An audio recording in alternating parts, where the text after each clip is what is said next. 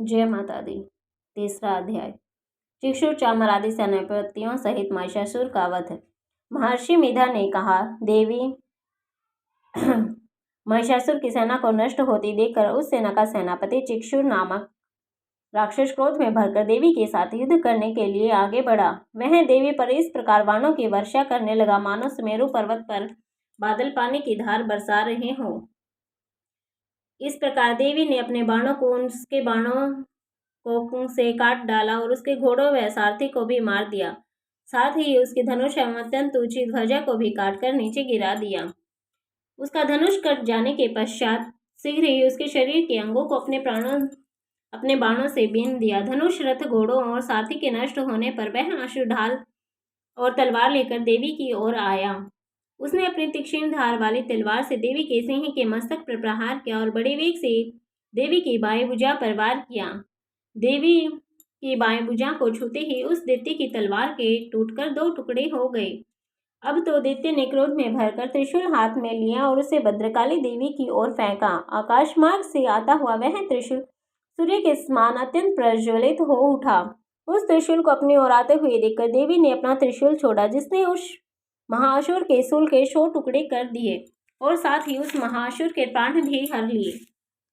चिक्षुर के मरने के पश्चात देवताओं को दुख देने वाला चामर नामक दैत्य हाथी पर सवार होकर देवी से लड़ने के लिए आया और उसने आने के साथ ही देवी पर शक्ति से प्रहार किया, जिसे अंबिका ने अपनी हुंकार से ही तोड़कर पृथ्वी पर डाल दिया। शक्ति को टूटा हुआ देखकर दैत्य क्रोध से लाल होकर त्रिशूल को चलाया।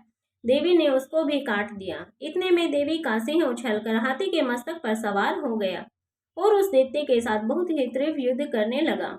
फिर वह दोनों लड़ते हुए हाथी पर से पृथ्वी पर आ गिरे और दोनों बड़े क्रोध से लड़ने लगे।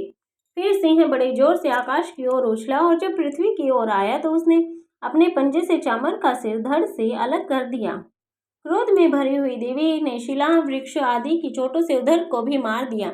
कराल को दांतों, मुक्कों और लातों से मार डाला। फिर क्रोध हुई देवी ने गधा के प्रहार से उधर दैत्य को मार दिया। बिंदीपाल से वाशकल को, बाणों से ताम्र को तथा अंधक को मौत के घाट उतार दिया। तीनों नेत्रों वाली परमेश्वरी ने त्रिशूल से उग्राश्य, ग्रीव, महाहनु नाम के राक्षसों को मार गिराया और अपनी तलवार से विडाल नामक दैत्य का सिर काट डाला तथा अपने बाणों से दुर्दुर्ग और दुर्मुख दोनों राक्षसों को यमलोक पहुंचा दिया। इस प्रकार जब महिषासुर ने देखा कि देवी ने मेरी सेना को नष्ट कर दिया है, वह भैंसे का रूप धारण कर देवी के गणों को भयभीत करने लगा। उन गणों में कितनों को मुख के प्रहार से, कितनों को खुरों से, कितनों को पूंछ से और कितनों को अपने सिंहों से, कितनों को दौड़ने के वेग से, अनेकों को सिंहनाद से, कितनों को चक्र देकर और कितनों को अपने श्वास की वायु के झोंकों से पृथ्वी पर गिरा दिया। इस प्रकार वह दैत्य गणों की सेना को गिराकर देवी के सिंह को मारने के लिए दौड़ा। यह देखकर देवी को बड़ा क्रोध आया और उधर दैत्य भी क्रोध में भरकर धरती को खुरों से खोदने लगा तथा सिंहों से पर्वतों को उखाड़कर धरती पर फेंकने लगा और घोर गर्जना करने लगा। महिषासुर के वेग से चक्र देने के कारण पृथ्वी क्षुब्ध होकर फटने लगी। उसकी पूंछ के झकोरने से समुद्र का पानी चारों ओर फैल गया। हिलते हुए सिंहों के आघात से मेघ खंड खंड हो गई और श्वास की वायु से आकाश में उड़ते हुए पर्वत नीचे गिरने लगे। इस तरह क्रोध में भरे हुए राक्षस को देखकर चंडिका भी उसको मारने के लिए अत्यंत क्रोध में भर गई। देवी ने पाश फेंककर उस दैत्य को बांध दिया। पाश से बंध जाने पर भी दैत्य ने भैंसे का रूप त्याग कर सिंह का रूप बना लिया। ज्यों ही देवी उसका सिर काटने के लिए तैयार हुई, त्यों ही उसने तुरंत पुरुष का रूप बना लिया, जो कि हाथ में तलवार लिए हुए था। देवी ने तुरंत ही अपने बाणों के साथ उस पुरुष को तलवार ढाल सहित बीन डाला। तत्पश्चात वह हाथी के रूप में दिखाई देने लगा और अपनी लंबी सूंड से देवी के सिंह को खींचने तथा गरजने लगा।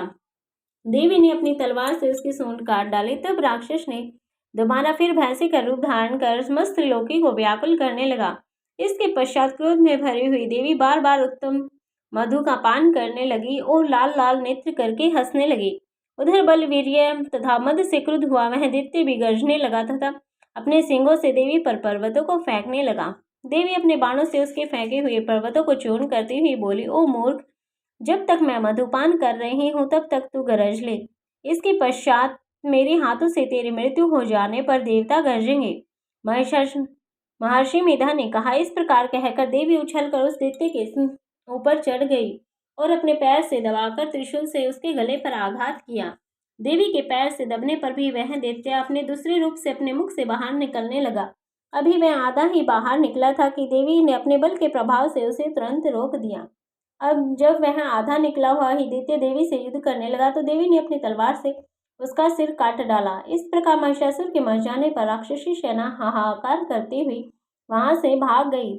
तब देवता प्रसन्न हुए और ऋषियों महर्षियों सहित देवी की स्तुति करने लगे। गंधर्वपति गान करने लगे और अप्सराएं नृत्य करने लगी। ओम जय माता दी।